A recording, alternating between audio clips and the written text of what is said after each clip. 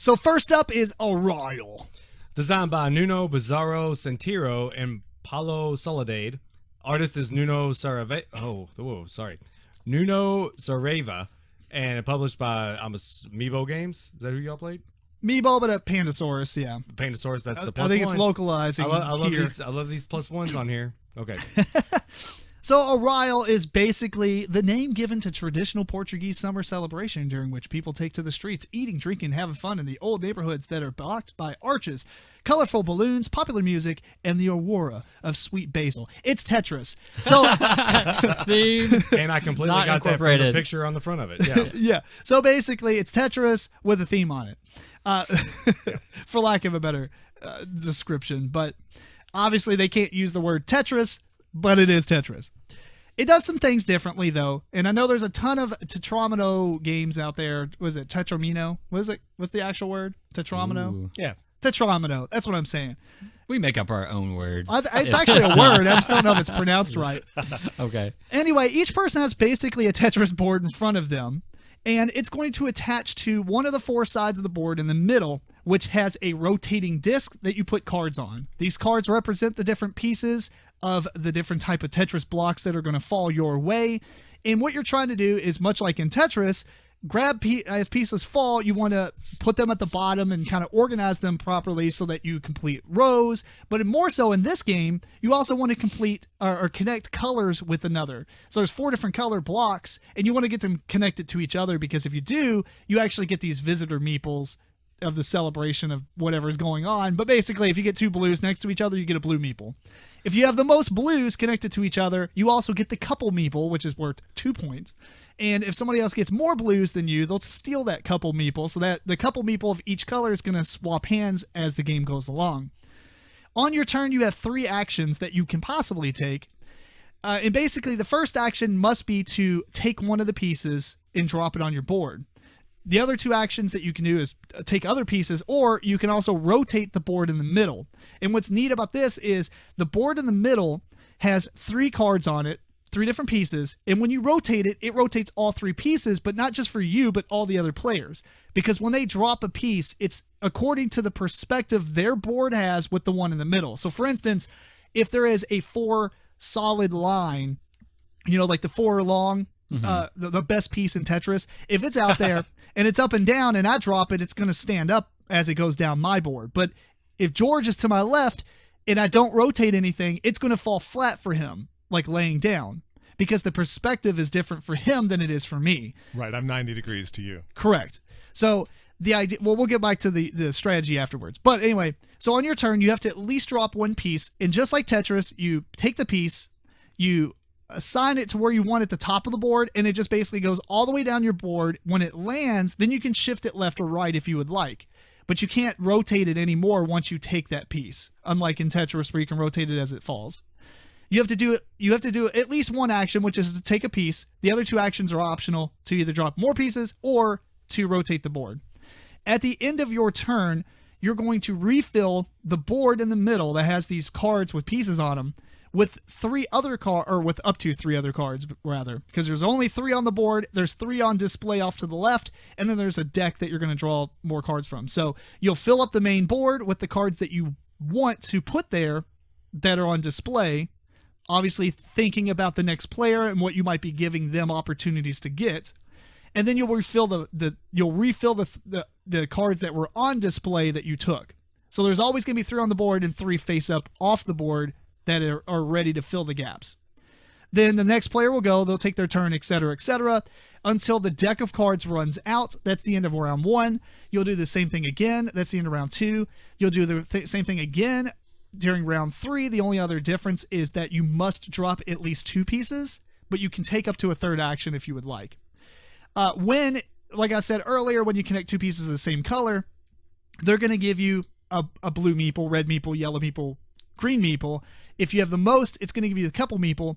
But if you complete a row, it's actually going to give you a white meeple. And unlike Tetris, we can't saw the pieces off in half at the bottom and just drop your whole puzzle down. So instead, they have this ceiling tile that kind of goes on your board above.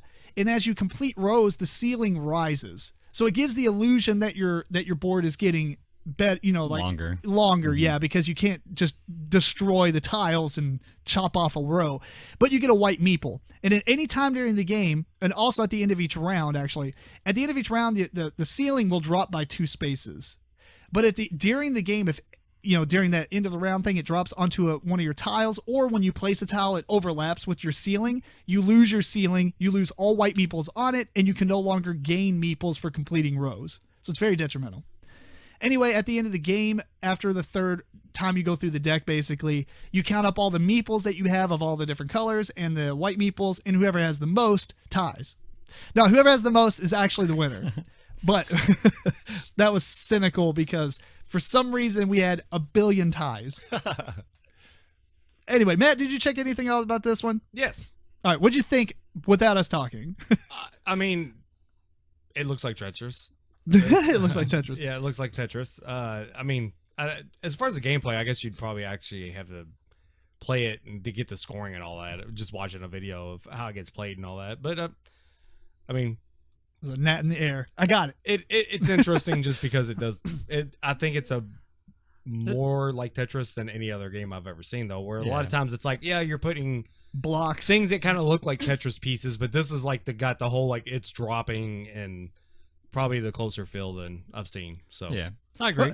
Real quick, I will note that this is a review copy that was provided by the publisher, so we did not purchase this. So take our comments with a grain of salt, but we speak our opinion anyway. So go ahead, Eric. Anyway, I was gonna say that I would say this mimics Tetris. If you like Tetris, this game probably mimics it the best among the games I've played, where you're doing something with Tetris pieces to figure out a puzzle, but this one you actually drop and move. Not exactly like Tetris, but pretty close. It's close enough. And I heard that Bricks, I think, by Stronghold Games, it's a roll and write, is maybe a little closer, or some people say they like it better, and it's more closer to Tetris. This is pretty close to Tetris, minus a couple of things, but then you add a couple of things. So it's really close. If you're good at Tetris, it doesn't mean that you're going to be amazing at this, but you're already going to understand the flow. Right. And that's pretty important. If you know Tetris, you basically know how to play the game. Yeah, you know how to play this. Right. Let me tell you how you score differently. It's Right. pretty much what it is. Now one thing I was worried about with gameplay is the AP that would be involved, because even though you're worried about your board, is how you're turning that thing and worrying about everybody else. I don't know if that became a problem. I'll say foremost, you kind of worry about yourself if you have these extra actions, because you don't have to use all your actions. So if that extra action to turn that would mess up placement for your opponent to your left, then you might want to do that. So let's talk about that real quick, unless you had something you want to add in, which are probably going to be exactly what we're talking about. No, I agree with a lot of what you're saying, but I have more of a negative view of the game than you guys. Like yes, it is Tetris, but I think Arraial is maybe the Portuguese word for meh.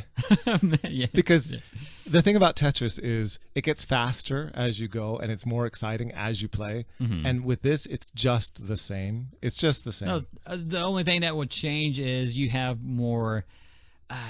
The third round, you do have you to have more drop fear. 2 pieces, so that simulates the speed, I guess. They needed to do more with that. Yeah, maybe like ramp it up each round instead. I think it's supposed to be a lighter game, I guess. Yep. But I don't know. I guess what we're going to talk about, I totally forgot. I was going to. You were probably going to talk about, Yeah. You're turning the wheel for your person on your left. Right. So let's talk about that real quick, because this game, and I just realized that on Board Game Geek, people have said that it's best with 2 players. I would totally agree with that, specifically because you are in direct competition with the person to your left. I mean, yeah, you're in competition with everyone to get points or whatever, but there's really nothing the person across you, like if you're sitting where we're at, I don't care what Matt's doing. Well, I can't do anything. You can only affect the person to your left. Right. You can't really affect everybody else. Yep. Which I think is good and bad. It's good if everyone's pretty much equally skilled or decent at games. If you have younger players or people who just don't like puzzles very much, they're going to feed the person to the left, I think, a little bit more. And it's not a guaranteed like win or anything, but at the same time, they're going to have an easier like road to victory. Right. Because they're not going to have anybody messing with them. It's just whether or not what they get is good or bad. or how they place it. So if you got somebody who's really like vindictive and they're sitting to your right, they're like, you're never getting any pieces you need. But that should be the idea behind all players. I'm just saying that depending on the player's skill level, and the reason that is because when you pick pieces off the board to get for you get to fill them with the other 3 that are available. And so I might look at George and be like, he needs a blue. So, and there's a red, a blue, and a yellow. He's not getting that blue. So I'm going to give him that red. Or I'm going to give him the piece that I know like would benefit him the most. Right. Say he has all flat area. I'm going to give him like the T because, I guess you could land that flat, but if I spin it right, he can't because it might take you, because you always have to rotate to turn the pieces. You always have to rotate clockwise. And if it's in the right position, it takes all 3 actions to spin that thing back to be in flat or spin it to be in, where you want. You can't just rotate counterclockwise once as an action to get it to be flat or to fill in the gap that you're going for. So you really can. I don't know. How impactful do you think that could be? I think it's very impactful. I think in the game that we were playing, that was happening because I was making it very difficult for you. Yes. Every time. and then Kat was to my right and she was giving me a pretty easy time of it. She was more focused on understanding the game and flow. Like, I don't know how much Tetris she's actually played. I don't think very much. Yeah, so I think she was trying to ramp up to what, we just instantly go like, Tetris, bam. We already know what to do. My problem was you don't go for Tetrises. I was going for Tetrises, so I lined it up to where I needed a 4 long, and I'm like, that was not smart. Because I'm never going to get a 4 long from George. Right? And even so, you don't actually get a Tetris out of it. You just get 4 completed lines. So which is really good. I mean, that gives you 4 good, points. But I should have completed them as it went. You'll never get it. Right. So, I don't know. Like, and the other thing, that's the biggest thing. I wouldn't say I didn't like that because I do like it. It would be just better, I think, with 2 players or equally skilled people. Sure. Yeah. The only other thing I did not like about the game actually is the terrible tiebreaker. Right. Agreed. Yeah. Whoever sits farthest from the start player. Which to one part, that makes sense. Whoever is furthest out might not get a last turn, but actually that might be a benefit in this game. Where if you're battling that line, that white line, or the ceiling, you might not want to go again because, in the last stage or level, you have to drop 2 pieces. So depending on which 2 pieces are available to you, you might not be able to make that happen. Because that might have busted you. Right. And if you bust in this game, you basically lost. Right. Yeah. You lost. You're just in the game and you're playing still, but you're not in contention. It's such a huge loss of points when you bust. Right. You're just out. So I think our scores were like 14. You might have like 5 white meeples. So yeah, if you don't get that, if you don't keep your line, And there was 3 ties. The ties are happening. I don't know if it's just a coincidence, but it seems like ties are a lot. When you play, be a pretty tight. Yeah, when you're playing a game where as everyone's kind of doing the same thing, you're going to end up around the same points anyway. Right. You know what I mean? So I don't know. It just felt like there was too many ties, and that's fine. If there's ties, that's great. Yeah, but too many ties for something like furthest out from the first player to give you control over the tiebreaker. Right. Like maybe whoever does have the most white meeples wins. Exactly. They probably do anyway, but at the same time, it would give a benefit to going after completed lines because that's what you should be doing. Or maybe even whoever has the most couple meeples because that's huge. Right. I don't know. Something other than whoever went last. I agree. I mean, that's just meh. Yeah. I think there's going to be replayability issues with it. The ties will keep happening. The game will be the same every time. Basically, it's slow Tetris, and it's just slow not. Tetris. At least it's faithful to being Tetris every time. Yeah, no, that's true. I mean, that's Tetris true. is basically the same game every time you play it. Well, and they only have 4 actual pieces, 4 kinds of pieces. How many does Tetris have? So you have the square, you have the T, you have the L shape both sides, which is in this game. You have so there's 8 pieces. You have because each color has 2 different the long, right, 2 different Tetris pieces. Yeah. Per There's color. 8. So it has them all. Okay. The only other thing I'll say is I actually think it was pretty clever with the ceiling bar and how it rose as you completed lines. I thought that was really nice. Yeah. I like that. So anyway, that's all I've got about the game. What about you? I would like it if it was more impactful with the ceiling bar, and it wasn't just, oh, you hit the ceiling, you lose. But Pretty much. you hit the ceiling, okay, you lose a little bit, and now you start over. Something else. I almost wish it was a little bit more, like, felt more like, oh gosh, that ceiling tile's really close. I mean, because if you're doing really well, it's almost like you don't have to worry about it. Yeah. It'd be cool you could do stuff, like instead of completing lines and gaining meeples, like it pushes everybody else's ceiling down. You know what I mean? Or if you get a Tetris, it pushes everybody else's ceiling down. Yeah. Boom. Or it could be related. It could be related to the number of white meeples that you have, as far as how many pieces you have to drop. So it speeds up like actual Tetris. The better you do, the faster the pieces come. Hey, there you go. Just start higher. But the point is, like, the fear level, it would have been cool if it rose a little faster throughout the rounds. I never really felt fearful that I was going to lose my bar, except for like the last couple of actual turns in the game. Right. That last round I thought was like going to be a little bit crazy. Yeah, Right. it was probably more of like family weight. This is awesome. Mm-hmm. I think it really hit the mark on there. I think maybe I was looking for like a little bit more. Like, it would be cool to see like an expansion that took this to a gamer level and had a lot of cool interactions where you can save pieces like you can in Tetris and then pop them back out later and all kinds of neat things.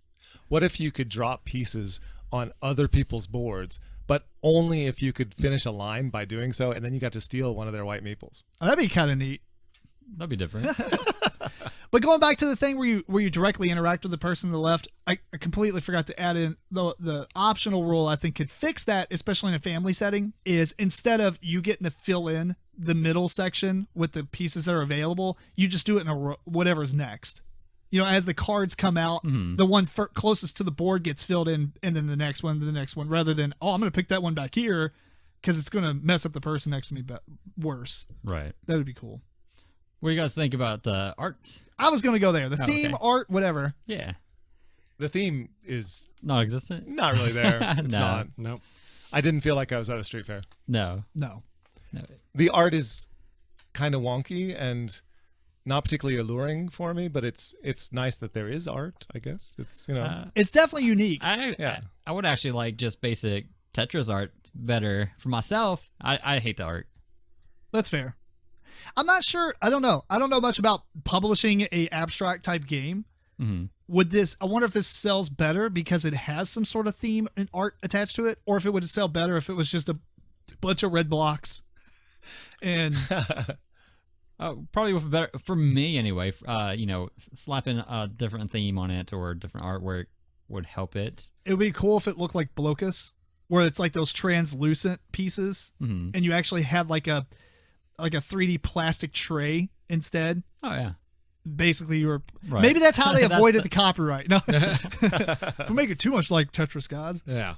I mean, I like the theme. I like the idea of, okay, it's a block party and you're trying to get people together. And I mean, that's a nice idea. It's a block Block party. So, Did it not say that on the description? Does it? Traditional summer, blah blah blah. The streets. It should have called a block Yeah. party. missed opportunity right there. All right, the theme's awesome. Mine changed. It's just that particular style of art isn't my thing, but I like that they tried. I guess. That's cool. Well, final thoughts for me is I liked it. I like it. I think it will probably have a limited play for me, but I am interested in probably playing it more as a 2-player game than I am as a 4-player game. Yep. Meh. I feel the same way. It was kind of meh for me. Matt, I wouldn't mind giving it a try. cool. Well, that is Arraial.